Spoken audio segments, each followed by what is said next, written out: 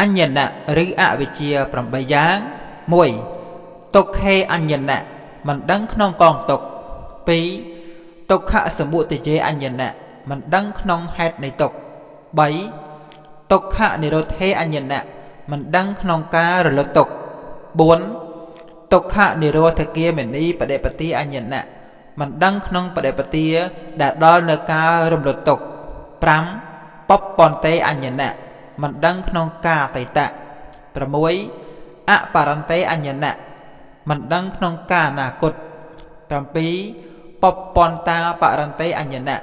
មិនដឹងក្នុងការទាំងអតីតនិងអនាគត8បដិច្ចសមុប្បាទេអញ្ញនៈមិនដឹងក្នុងបដិច្ចសមុប្បាទធម៌សូមអនុមោទនាហើយអស់ប្រុសស្រីទាំងឡាយអើយកុំភ្លេចឡើយផ្លូវល្អគឺធម៌ព្រះពុទ្ធប្រសើរផុតលោកាពុទ្ធិហាំងសរណង្កេចហាមិតហម្មង្សរណង្កេចហាមិសង្ឃហាំងសរណង្កេចហាមិអញ្ញនៈឬអវិជ្ជា8យ៉ាង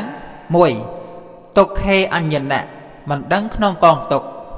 2ទុក្ខសមុទយេអញ្ញនៈមិនដឹងក្នុងហេតុនៃទុក្ខ3ទុក្ខនិរោធេអញ្ញនៈមិនដឹងក្នុងការរលត់ទុក្ខ4ទុក្ខនិរោធគាមនីបដិបទាអញ្ញនៈមិនដឹងក្នុងបដិបទា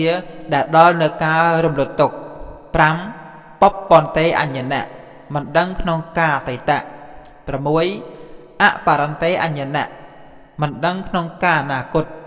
7ពពន្តាបរន្តេអញ្ញនៈ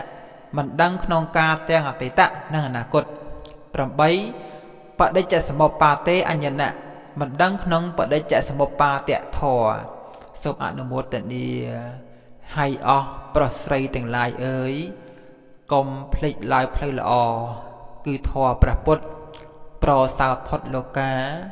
ពុទ្ធិហាំងសរណង្កេចហាមិតហម្មង្សរណង្កេចហាមិសង្ឃហាំងសរណង្កេចហាមិ